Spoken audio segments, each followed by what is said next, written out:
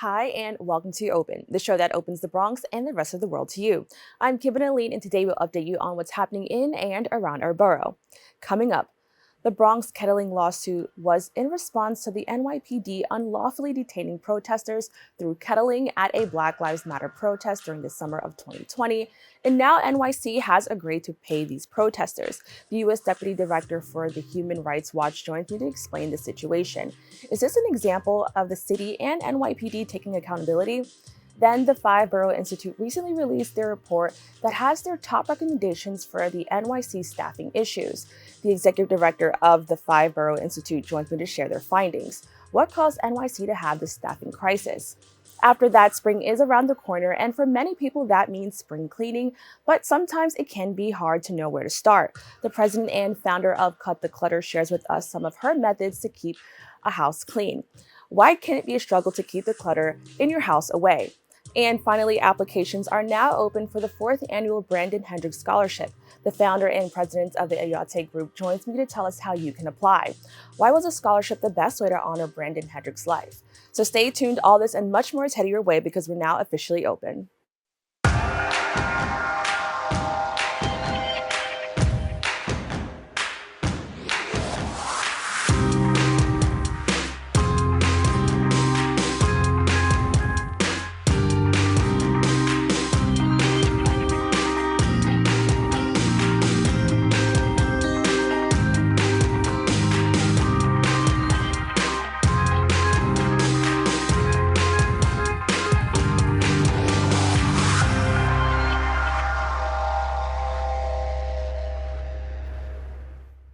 Hello, everyone. I'm Kibin Alleyne, and today is Tuesday, March 14th. You are now watching Open, a live program bringing the Bronx and New York City straight to you. Don't forget to stay connected with us via social media at BronxNet TV. After nearly 3 years, Black Lives Matter protesters may finally see justice. The city of New York settled a lawsuit agreeing to pay millions of dollars to protesters after NYPD officers abused them at a Black Lives Matter rally in 2020.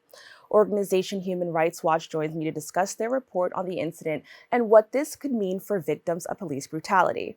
Laura, I want to thank you so much for joining us. Thank you for having me. Now, 2020 was a very polarizing time for our country. We was dealing with a lot, and everybody had, differing opinions on so many things. Can you just detail what protests were like and just, I guess, what it was like during that time? Yes, I mean, it was a lot of the protests were spurred by the police killing of George Floyd, which happened on May 25th. That was a Monday. And by that weekend, we were seeing millions of people out in the streets in the US and globally protesting that killing, but as well as the lack of adequate, change that needed to happen as a result of all the prior killings that had happened, police killings that had happened before that, of Eric Garner, of Freddie Gray, of Michael Brown. I think it was just a signaling that people were fed up with the lack of adequate response. Now, what did these protesters endure from the NYPD, especially in response to the George Floyd protests? So this was, we looked at a lot of different police responses around the country, and in deciding to do this report, you analyzed a lot of videos that had been collected, and this one stood out to us as one of the most egregious incidents. About 10 minutes before the curfew, the New York Police Department basically surrounded a group of peaceful protesters in the Bronx using a tactic called kettling, and blocked them in. They weren't able to even disperse, and held them like that for a long period of time until after the curfew. And then, just moved in on them and arrested them unprovoked and without warning, wielding batons, beating people from car tops, shoving them to the ground, firing pepper spray. In the end, hundreds of people were arrested. And it included medical responders, legal observers, and peaceful protesters.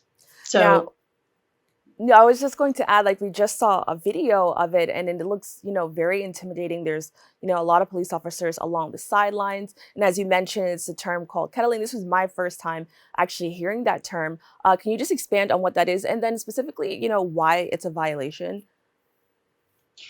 Yeah, so kettling is a police tactic that's used to often control demonstrations or protests, but it's supposed to only be used when there's an actual threat of violence or imminent violence, which was not the case here. This was an entirely peaceful protest. The NYPD tried to justify the use of this aggressive tactic later on, but those claims were debunked. And were false. It was really just an attempt after the fact to justify their actions. It's a human rights violation because it's an excessive use of force. It violates the right of peaceful protests. It also violates the right to have freedom from arbitrary detention, from freedom of movement. So in this case, it was an excessive, disproportionate use of force against demonstrators, legal observers, medics, and bystanders. Now, this behavior from the NYPD led to the city awarding over 300 protesters about 20,000 or over $20,000. Can you just expand on this news? Yeah, so Human Rights Watch, we aren't litigators in the case. We really just documented the abuse and did interview many of the people who were part of the lawsuit, and our lawsuit is cited our report is cited in the lawsuit. But from what I understand, this is just a partial settlement. There are actually still ongoing cases connected to this. And it does provide some relief to the people who were abused in this incident. But I wouldn't call it accountability. There's certainly a lot more that needs to be done. This New York Police Department response to the peaceful protest in the Bronx was really, just a sample of the systemic problems that we have in policing today. It underscored those problems very profoundly. But the settlement isn't, I wouldn't say, accountability. There's still a lot more that needs to be done. Now, I'm glad that you brought that up because I know that a lot of people may look at this and think, okay, well, perhaps this is a step forward, or, think maybe the city is trying to right their wrongs. So I'm really glad that you brought that up. Now, I know that abuse from law enforcement during protests, isn't new. Is this the first time that we're seeing cuddling, I guess, to this level? And could that be part of the reason why, some of these protesters are seeing justice now? I would really caution against using justice here. Okay. It shouldn't have happened in the first place. Right. And, they're receiving, after having fought through litigation for many years now, they're finally receiving some compensation for what they went through. But really, many of the protesters continue to demand real systemic change, which, means a reduction in the use of law enforcement to respond to, to respond to protests, and also, a scaling back of the use of police to solve societal problems, basically. So this payout is important to a certain extent, but the NYPD makes payouts millions of dollars annually for misconduct. This is just one small example. In the last 5 years, for example, they've already paid out $112 million for police misconduct cases. And that's just actually doesn't really signal how much it costs the city, because it costs the city to defend themselves in lawsuits as well. In a similar incident in response to a 2004 protest around the Republican National Convention, they paid out $18 million. So this is an ongoing problem, and there's still a lot more that needs to be done before we're able to call this justice or accountability. Well, I appreciate you taking the time to clarify that for me. So thank you for that. Now, I want to talk about, just how does a protester know, when they have the right to legally speak out against any abuse that they face at the hands of law enforcement? I think they know. I mean, they certainly knew in this case because they were, beaten. They received lacerations. Some had broken noses. One lost a tooth because they were punched in the face by a police officer. Sprained shoulder, broken finger, black eyes, nerve damage. These were some of the injuries that resulted from this. So I think people know when, use of force is overly aggressive, and this was certainly one of those times. And have you ever found that anybody maybe perhaps felt intimidated to step forward, or has it been the opposite, I guess in your experience? Yeah, no, I think absolutely. I mean, the police are an intimidating force, and it does feel daunting sometimes to try to, get the injuries or get the problems that people have encountered with the police addressed.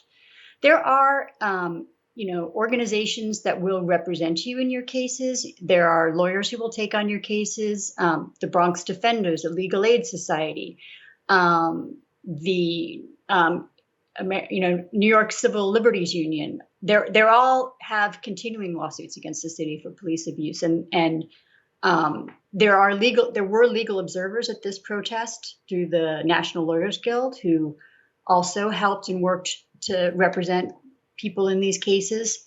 So there is an outlet for you to bring a claim. There's also the Civilian Complaint Review Board, which is an oversight body of the NYPD.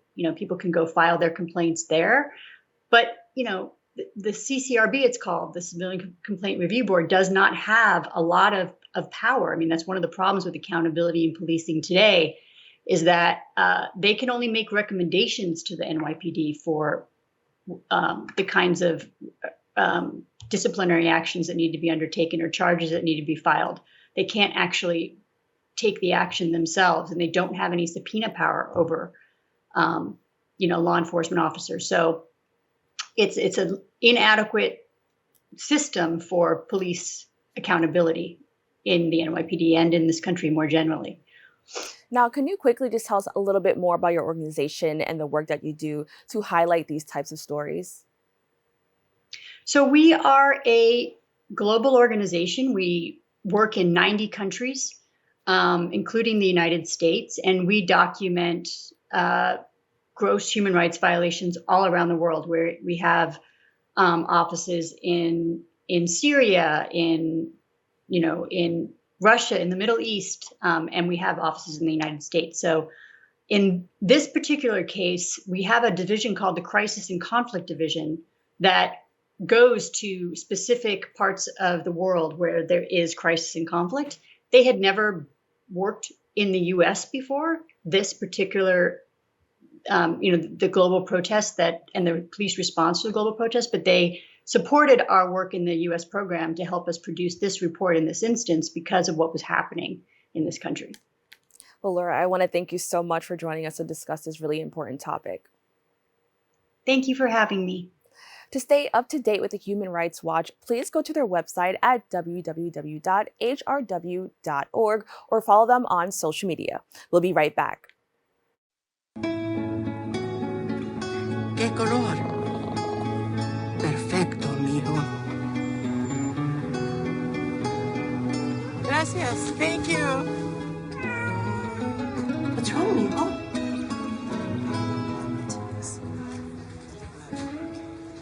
Donating to a pet's medical care is one of the many ways you can help families in your community.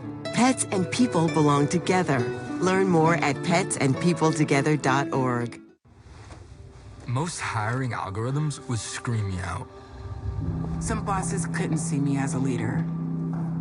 I've run this place for 20 years, but I still need to prove that I'm more than what you see on paper.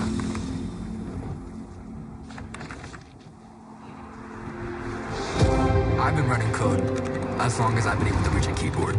This is what I do. It's second nature for me, coordinating 100 details at once. It's the way my mind works. I have a very mechanical brain. I sold them on my You skills. just gotta be so good they can't ignore you. My magic is Analytics and empathy. That's how I'm getting clients. You have to have the confidence in yourself to show up and defy the odds. I am more than who I am on paper. I never got a college degree. And today, I'm the CEO of my own company. People want to tell me I'm one in a million, when actually I'm one of millions. Stars are all around us. It's time for them to shine.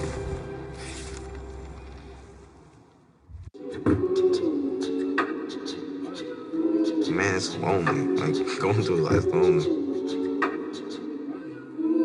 There is the therapeutic aspect of music, just expressing how you feel. I'm going to talk to Howie about his feelings, make it into a song.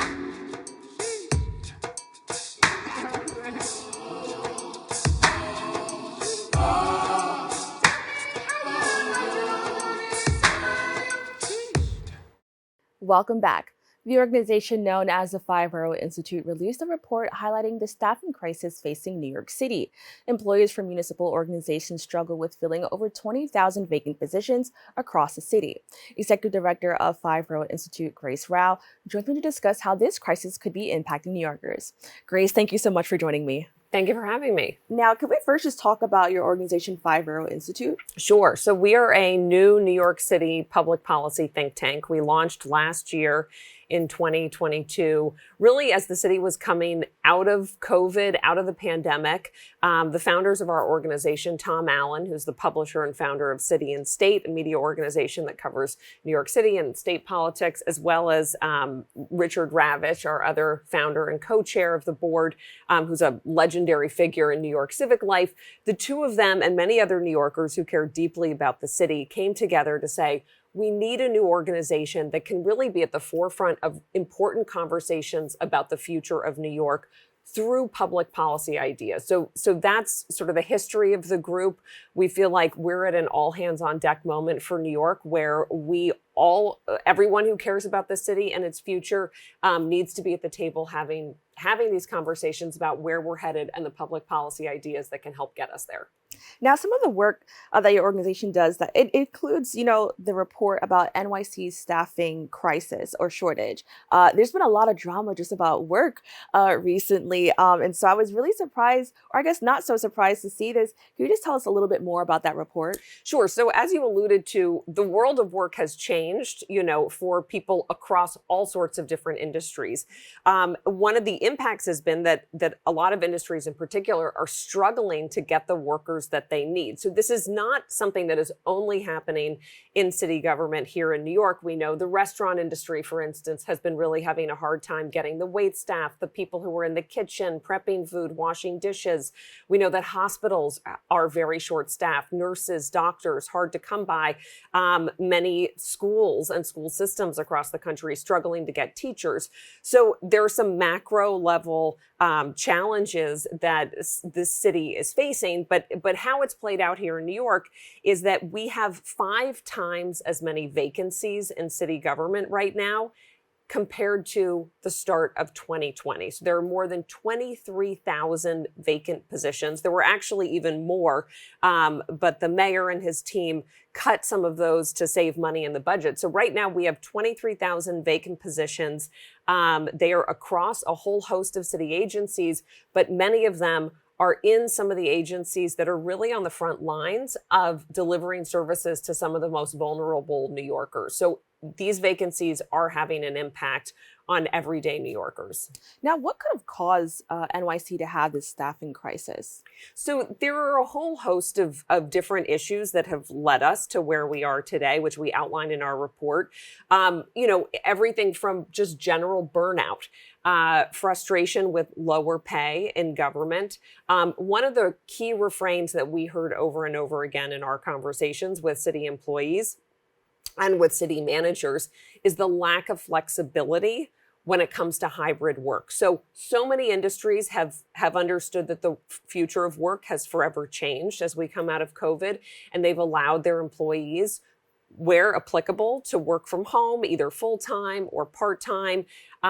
This administration in particular felt like it needed, or according to the mayor, felt like he wanted to set a very clear example that it was important for people to go back to the office. And so city government workers, regardless of their role, for a while now have been required to be in the office 5 days a week. And so that has created, I think, a real sense of frustration for people who don't necessarily need to be in the office 5 days a week. We know that there are a lot of city workers who have no choice, right? Our teachers, they need to be in classrooms, sanitation workers, police officers, and we thank those critical frontline workers for all that they do. But that's not the case for everyone in city government. And so in our report, we do think that City Hall should allow for some hybrid flexibility for applicable workers. We think that that policy alone, changing it, will really help immediately address these staffing shortages that we're seeing. Now, you mentioned vulnerable New Yorkers, and how these positions not being filled, are going to affect them. Can you expand on that? Sure. So there are a couple of really vivid examples of this. One has to do with the Department of Social Services. This is an agency that reviews and approves applications for nutrition assistance, government assistance to help people buy food. Normally, it takes them 30 days to process an application. That's considered a timely processing period. Right now, less than half of applications for nutrition assistance are being processed in a timely manner. Just a few years ago, it was close to 100%. So it gives you a clear sense of just how long these delays are. Affordable housing, we're in the midst of a housing crisis in New York. We need a lot more affordable housing. The agency that approves and oversees affordable housing development is facing some of these staffing challenges, and we've seen affordable housing production in the city go down by about 45% compared to just a few years ago. Now, as we mentioned, failure to adapt is kind of what's causing this problem. And you talked a little bit about, burnout and better pay. Could you just expand on that and how that's, really changing, I guess, the future of work, especially here in New York City? Sure. So the pay issue is one that has also come up. That's an issue not just when it comes to recruiting new workers, but also retaining them. So we know that the city has been very slow to approve any raises for employees who have been high performers. Let's say they've distinguished themselves. They've been told by their manager they deserve a raise, but then the raise doesn't come. It just gets stuck in some sort of bureaucratic wait list.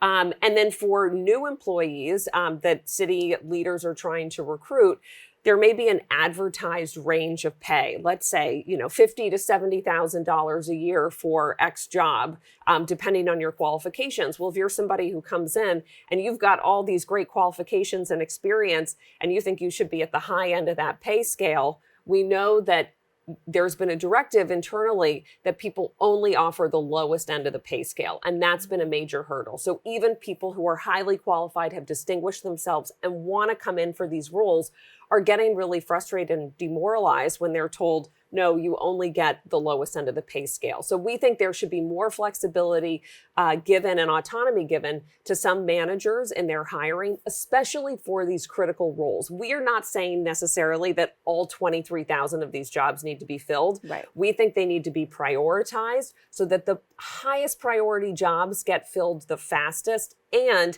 that we invest as a city in the highest performers possible to come in and do those jobs. And I really like that you mentioned, the tactic that a lot of employers will use, like they'll put a really high price range and people will go in thinking that's, something that they, deserve. I can imagine that's really, frustrating to, go into that thinking you could get it. So I completely understand why people are, probably turning away from that. Now, Mayor Adams wants to solve the issue we're seeing with the creation of a committee. Can you just tell us a little bit more about that and what your thoughts on that is? Sure. So the committee I think that you're referencing has to do with hybrid work. So basically, recently, Mayor Adams and District Council 37, the largest municipal labor union in the city, came together on a labor agreement that calls for an exploration of hybrid work. We applauded this agreement. We think that it's an important step in the right direction. And also, it's the first time that we've seen Mayor Adams show that he is really open to exploring and trying to figure out a way forward on hybrid work. So that committee is going to be looking at how do we actually implement it? The mayor has very rightly raised some concerns he has around equity. He is worried that there are going to be a certain set of city workers, many of the ones we just talked about, police officers, teachers, sanitation workers, who need to be out in the field, on the front lines of the city, day in and day out. Hybrid work is not going to be an option for those folks. Yeah. So he wants to make sure that whatever system is put in place is done so equitably. And so this committee is going to be examining ways that the city might structure hybrid work. And they've set a deadline for themselves of, I believe it's in June, that they want to roll out some kind of pilot program in the city. So we've applauded this. We think it's a move in the right direction. And there are a lot of other cities, I should note, that do have hybrid work in place. So there are different models that New York can look to see how this can work and how this can be most effective.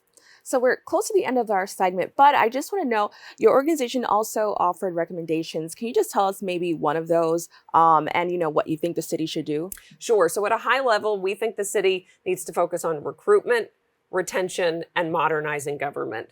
We think that there should be a chief recruitment officer, a chief retention officer, and then a number of changes, including hybrid work, cutting through bureaucratic red tape when it comes to hiring new employees, speeding up the process, not making it so complicated and difficult to navigate online application systems. Basically, we want it to more mirror the private sector, where people can very quickly find out about jobs, apply for them, and if they're the right fit, they can get pulled in very quickly to do those jobs. And can you just talk about the next generation? I'm pretty sure that they're seeing everything that's happening now, and I'm almost certain they probably want, hybrid work as well. How do we deal with that moving towards the future? Right. So we think that the next generation of city workers not only is going to expect hybrid work, but also young people are really motivated by the mission of their jobs. And this is an area we think the city can really distinguish itself on. One of our recommendations is that the city launch a marketing campaign to really sell mission-driven careers in government, because we can't think of a better place for someone who wants to give back to their community and uplift it than going to work for the city of New York. All right. Well, Grace, thank you so much for joining me. Thanks for having me. To read more about this report, please go to their website at www.5borough.nyc or follow them on social media at the 5 Borough Institute. Stay tuned. We have more open for you right after this.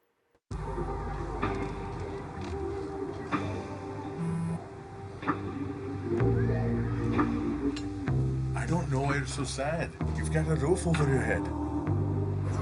Bro, you gotta stop with that depression stuff. That's a white people thing.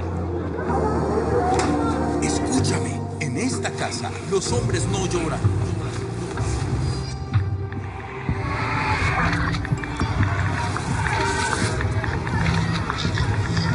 You alright? It just feels like it's coming from everywhere. Do you want to talk about it? Thanks for hearing me out, bro. Appreciate it. You can talk to me if you're feeling sad. Whenever you need to talk, I'm here, okay?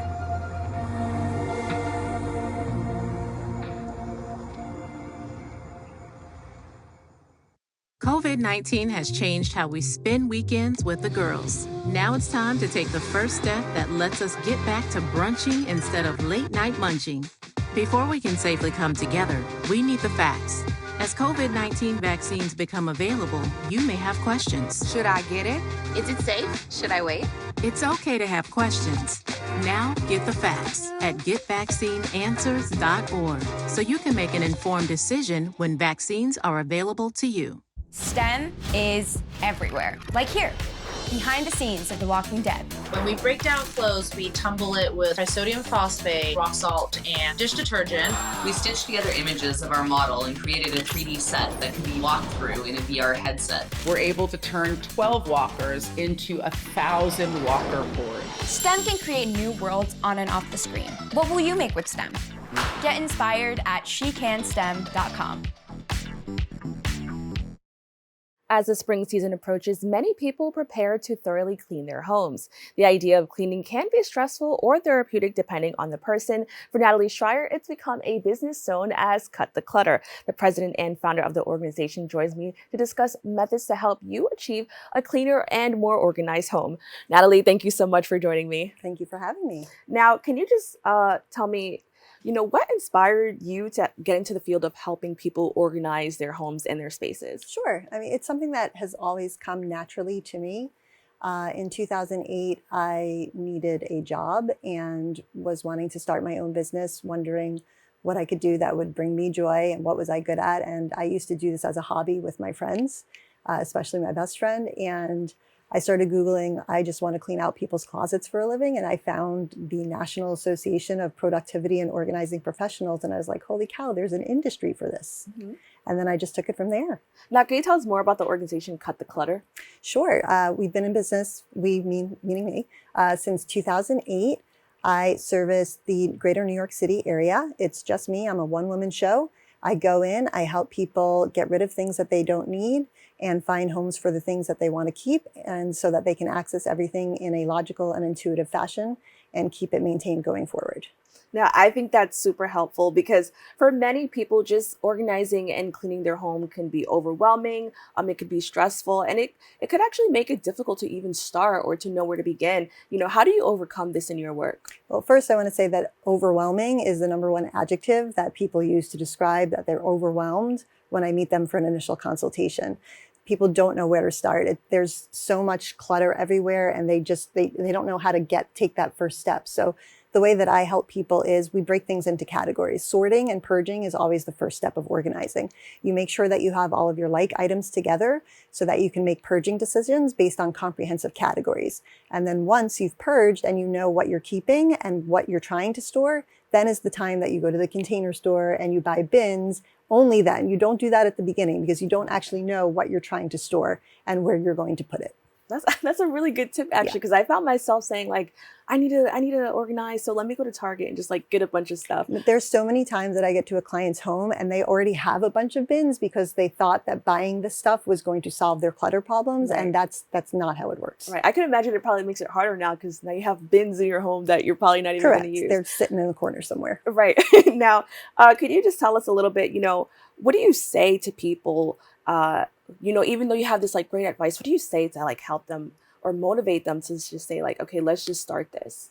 Well, they've already made the decision to get started by having me in their home, right? So it's just a willing of how cooperative they're going to be with the process. It's challenging for people to purge a lot of times for a variety of reasons. Somebody might be super sentimental. Some people want to make sure that whatever they're getting rid of is going to go to the right place, be it recycling or a good home. Some people don't like to feel wasteful. So it's really, I ask a lot of questions when I'm working with someone to get to the root of why they feel like they're trying to hold on to something. And then I work with them from there based on what their hang up is. That's a really interesting point because I find myself like I don't want to be wasteful, or I'll say like maybe I could donate it to somebody, but then it never goes anywhere and it just stays in their home. Would you say that's a reason why people struggle to just clear their homes? Like it's not about like being messy, but there's so many underlying issues or reasons why they start. It's interesting. In New York City, it's so easy for us to get things, but New York City doesn't make it very easy for us to get rid of things. Electronics recycling is hard to come by. It's really hard to donate toys. There's just a variety of reasons where people who live in walk-ups, they just feel like they can't carry the stuff out of their homes on their own. Right. It's just people feel paralyzed by the thought of actually the physical activity of getting it out of their house and making sure that it goes to a place that they're comfortable with. And I'm really glad that you brought up NYC because I can imagine it's a unique experience for people who live in New York City who have really small spaces and probably have a lot of stuff. What have you found in your experience working with people who probably live in New York City? We don't have enough space for the most part. Space is at a premium, and that's why it's super important, especially for New York City residents, but for everybody, to not keep more in your home than you actually need. There is this mentality for a lot of people, what if I need it one day? And in today's world, what I say to them is we just went through a global pandemic. If you didn't need it before COVID and you didn't need it during COVID, you probably don't need it. Right. Now, as I mentioned, spring cleaning or spring is around the corner. And so that kind of motivates a lot of people to begin spring cleaning. What are some of the methods that people can use to help clear clutter that they have accumulated over the year? It's basically goes back to the basic principle that I referenced before, which is sort things into categories, purge what you don't need, and decide what you need to keep. And spring cleaning, there's always an emphasis on it as a good time of year to get it done. But if you're practicing good habits throughout the year, you don't need to spring clean. You'll just be organized. Always. Right. Now, I also want to bring up the fact that I read that you started kind of being into this at a really young age, which I think is kind of cool. Can you just expand on that a little bit more? Sure. I actually grew up in a really disorganized household. And so I got stressed out by that as a child. So the only place that I found solace was in my bedroom, where I was in control of keeping things tidy and organizing my stuffed animals and Barbie dolls and whatnot.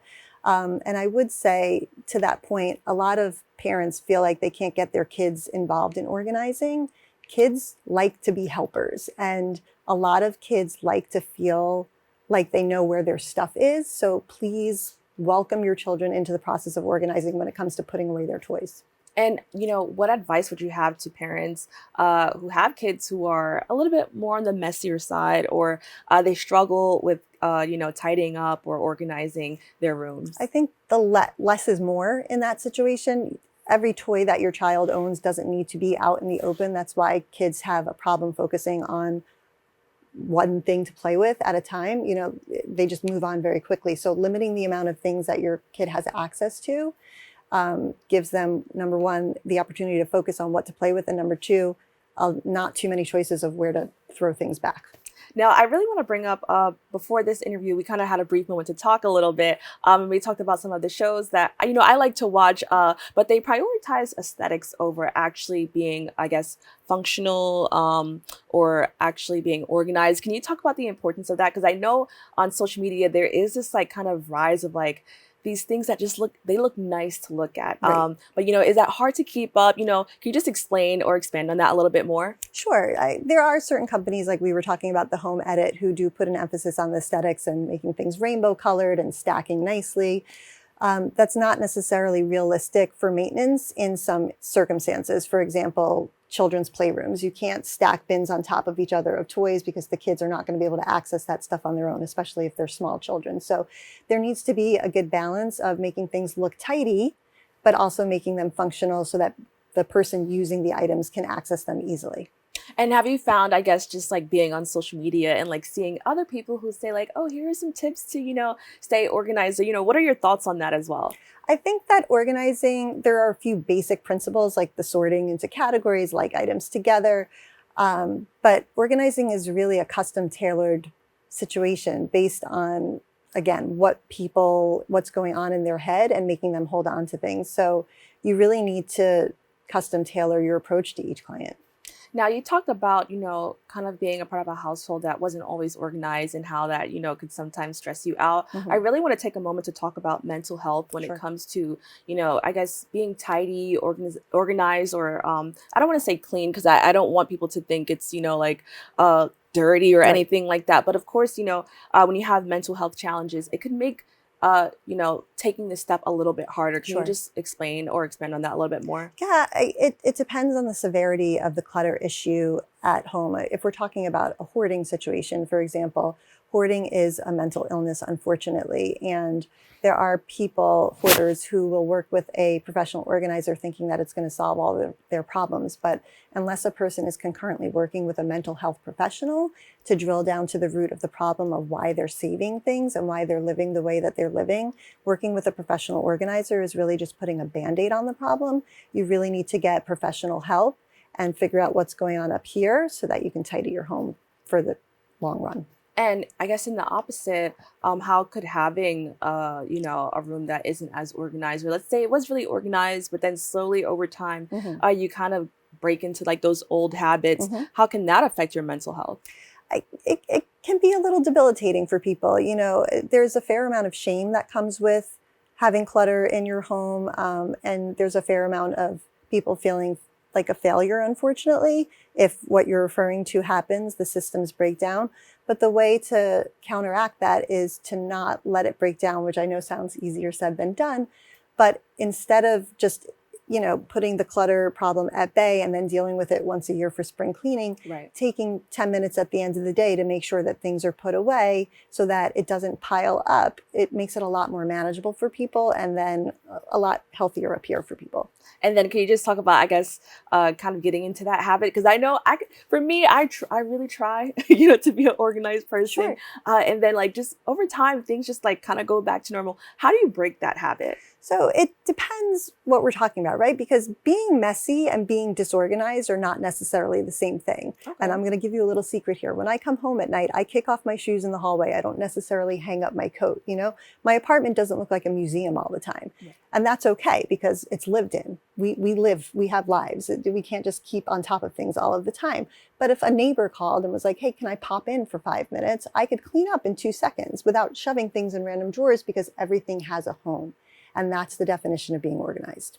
Now, what advice would you give to somebody who's just struggling to kind of live in a more organized, cleaner space? You know, what advice would you give them to actually start or to begin thinking about some of the changes that they need to make? Take a first step, and that could be calling a professional organizer. That could be tackling a junk drawer in your home or the bathroom medicine cabinet, or going through your sock collection and getting rid of all of the orphans that you've been holding on to for the last 3 years, thinking they're miraculously going to show up again. Take that one little step, and you'll find that it's not that scary if you do it a little at a time. Well, Natalie, I want to thank you so much for joining us and kind of giving everybody some tips that we could all use. Yes, I hope it is helpful. If you'd like to have Cut the Clutter help you organize your house, please go to their website at www.cut-the-clutter.com. We have to take a quick break, but we'll be right back with more Open right after this. Jason, let's go see your room.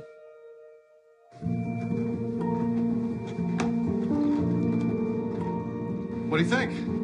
We kept it a little spare, so you can decorate it how you like.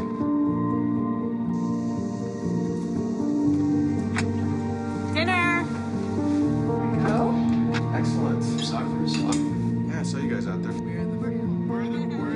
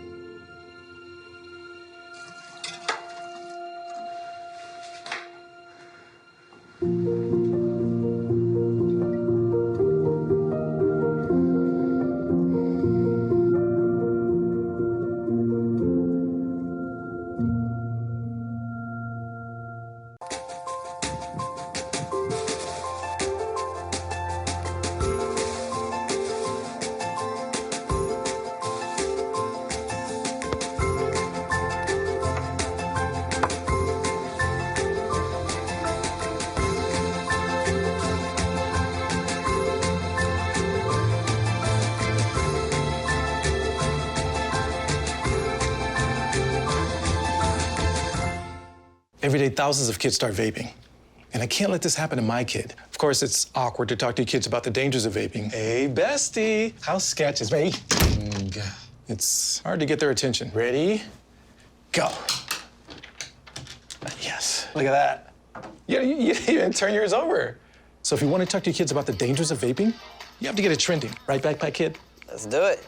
First, invite your kid to do the vape talk. Let's try this. All right. Why is he here? Yeah, I gotta get it trending, honey. Come on. To the left. To the right. Let's go.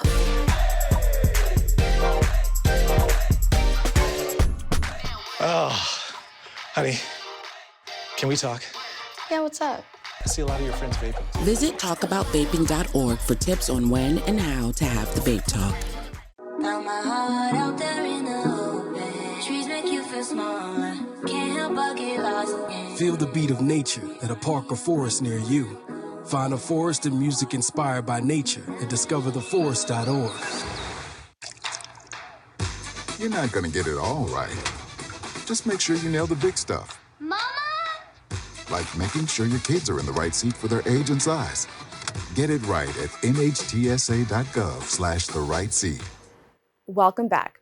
In response to the death of a Bronx teen, Brandon Hendricks, the organization Oyate Group launched a scholarship in his honor. The Brandon Hendricks Scholarship offers financial support to multiple high school seniors from the Bronx that have recently been admitted to college. Founder and president of Oyate Group, Tomas Ramos, joins me now to discuss this effort. Tomas, thank you so much for joining me. Thank you for having me here today. Now, can you tell me a little bit about the Oyate Group and the sub-organization, or you could correct me on that, Bronx Rising Initiative? Yeah, so the Oyate Group I founded in 2020, and it's an anti-poverty nonprofit organization, grassroots, community-based, and we focus on youth services. When the pandemic, happened and the Bronx became the epicenter at one moment in time, that's when I launched the Bronx Rising Initiative to combat that and to bring in resources into the Bronx, to Bronx hospitals, to small businesses that were affected.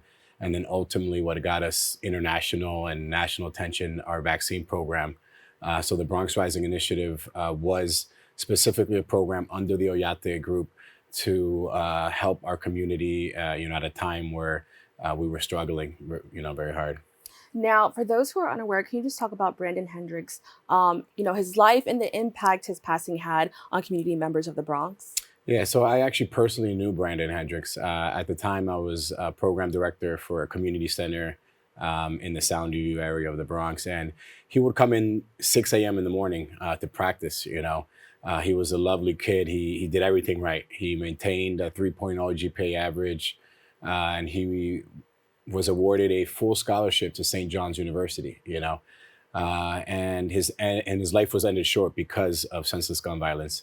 And that's when I decided to launch the Brandon Hendricks Scholarship, in his honor. Now, can you expand a little bit more about the scholarship? Who is it for, and what was the purpose of this? Yeah, at that time, I had one of my students come into my office, and he was thinking about going to college, and then he wasn't sure. And he was a friend of Brandon's, and he just said, it's just so hard to get, make it out of the Bronx. We can try to do everything right. We can get good grades. We can get scholarships, but you had Brandon Hendricks that was just at the wrong place at the wrong time, and his life was ended early. So he was discouraged, and I had to give him a little pep talk.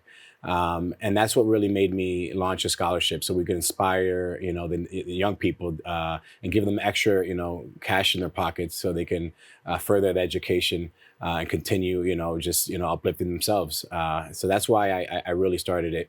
As we know, the Bronx, it's low, a lot of low income, people of color, families that can't really afford to put, their children into, higher education. So this is a scholarship that we're going to continue doing. And this time around, we restructured it.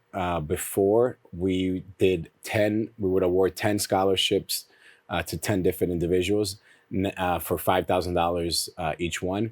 Now we're doing 2 high school scholars, but we're giving $20,000 to each one throughout the 4 years. And we believe that this will be more impactful.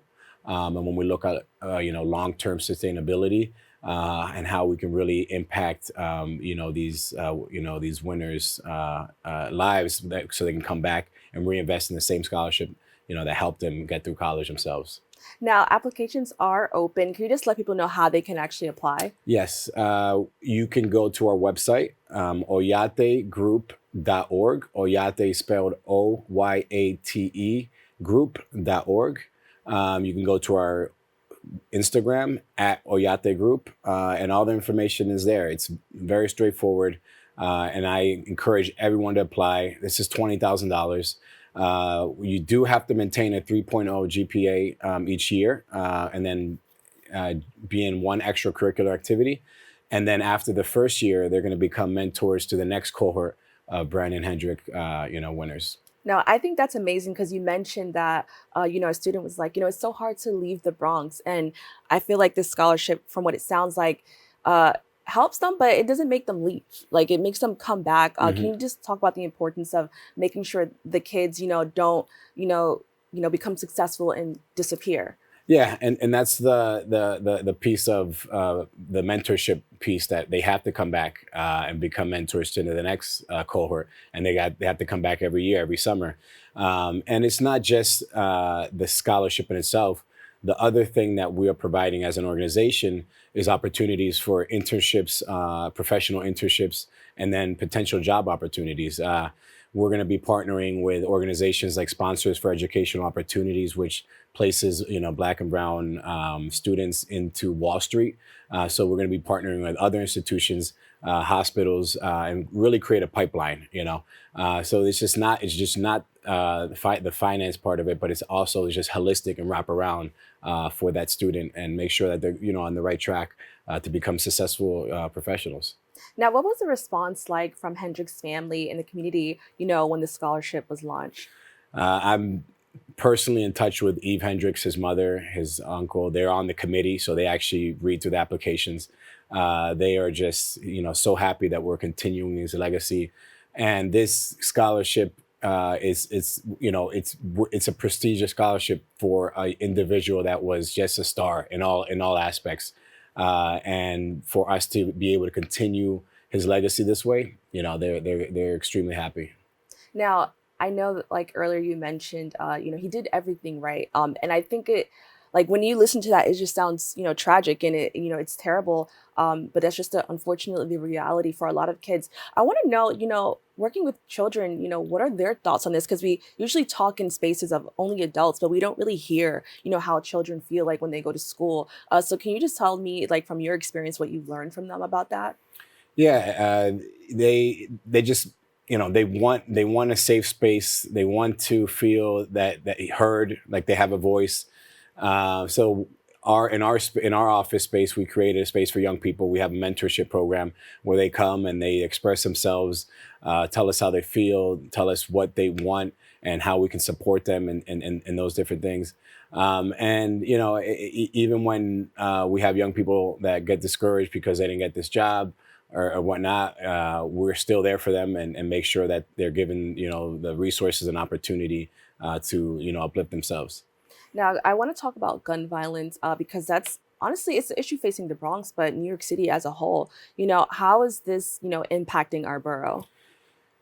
Yeah, gun violence is something that everybody knows that lives in the Bronx. It's something that has been going on for, who knows how long. But what we have done as an organization, we are actually the only nonprofit ever in New York State history to sponsor gun buybacks events. So we have done 2 with the District Attorney Darcel Clark. We have done 1 with District Attorney Alvin Bragg. We've done 1 with District Attorney Eric Gonzalez, where we sponsored 200 guns in 1 day off the streets, the most ever in history. So to date, we've helped sponsor and remove 400 guns off the streets of New York City. So that's one of the programs that we do, and we'll continue to do so, in any way we can. The other thing we do is, we look at prevented programming. So we launched a undocumented internship program. Undocumented youth, if people do not know, they cannot apply for summer youth employment. So they're left without any opportunity for jobs. So what we've done was we partnered with Fordham University and Lehman College, where we're going to be placing 30 undocumented students at Fordham and 30 undocumented students here at Lehman College, and provide them with a $500 Visa gift card on a weekly basis. So now we have young people that are undocumented working and off the streets, and also in a setting where they're being inspired and sparked their interest to potentially go into higher education as well. Now, I think it's amazing that your organization is doing work in all these, avenues, because I think sometimes, even with the best intentions, sometimes organizations may look at it from one standpoint, but they're not thinking maybe about the preventative measures. And I know it's a lot to handle. Can you just talk about, why it was important for you to kind of look at all these different avenues to help, build a better Bronx? I focus on system, structures, and pipeline. What happens is there's a lot of good schools, good elementary schools, middle schools. But once those students leave the middle school and they go to a high school that doesn't have the same systems or structures in place, and everything they learn throughout middle school just goes out the window. So what we look to do is create a system where they're constantly in our pipeline, with the undocumented internship. Now they roll into our mentoring program. And then from the mentoring program, we help them get into college, potentially through the scholarship, the Brandon Hendricks scholarship as well. So it's like keeping them into our system, and we're in constant contact with them and ensuring that they have everything they need to continue to progress. Because what happens is a lot of programs, either they get aged out or they just move on and there's no follow-up or follow-through. So that's why every program that we have launched, it's intentional. It's about long-term sustainability and holistic, and making sure that we're wrapping around and helping entire families. I'm so glad that you mentioned like aging out of certain programs. Is your program primarily focusing on high school students? No, so there's age limits for the Brandon Hendricks scholarship is for high school seniors entering their freshman year in college. The undocumented internship program, 15-year-olds up to like 19-year-olds. But we have other programs that we are launching that is for youth 16 all the way up to 24. Okay. We're looking to do workforce development and bringing in other alternative to higher education, because not every young person wants to go into college. So that's another gap that we're trying to tackle. And we're going to be launching an entrepreneurship program in the next month or so, where it's a Shark Tank style. And we'll be giving $50,000 grant to the first prize winner.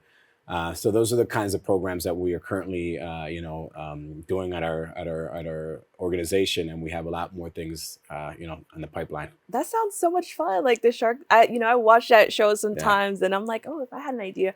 So I think it's amazing that you're kind of like encouraging children from the Bronx not just to be workers for like other people, but to kind of like be in charge of like their own business or kind of have ideas like that. Can you just tell us a little bit more about that? I'm so excited. I'm happy about this one in particular, because there's so many people, young people, that have amazing ideas, but as we know, they don't have access to funders, access to bank loans to really get their idea off the ground. So what we're doing is not only providing them with a grant to get it off the ground, but we're also providing them with our, infrastructure. We have lawyers, accountants, we have, PR, media, digital media, and they'll be operating out of our site, sort of like an incubator. We're going to, help them launch their business off the ground and make sure that, they're as successful as possible. Now, how can, prioritizing education, in the Bronx, just help us create and build a safer, and a better Bronx just for everybody who lives here? Yeah. No, education is a true equalizer, and there's all types of education. There's a traditional route, and then there's the other, non-traditional routes where I feel like there's a lot of gaps. And what we're doing is going the non-traditional route, and providing and just, sparking our young people's interest in different things, because not everybody wants to go to college or needs to go to college. Right. You can be an electrician and start your own company. So that's what we're doing with our entrepreneurship program, and that's what we need to continue investing in is in more trade programs for our young people, and just work together and making sure that we're all on the same page. Well, Tomas, thank you so much for joining us. Thank you so much for having me. If you or someone you know wants to apply for this scholarship, please go to their website at www.oyategroup.org. And reminder, the deadline to apply is April 30th. We've come to the end of our show today. I'd like to thank all of our guests for joining us and you, the viewers, for tuning in. If you missed any part of today's show, you can catch the recable cast at 5 and 10 p.m. on Optimum Channel 67 and Verizon Fios Channel 33, or watch anytime on the web at bronxnet.org. I'm Kibin Alleyne, wishing you and your safety and wellness now and always. See you next time.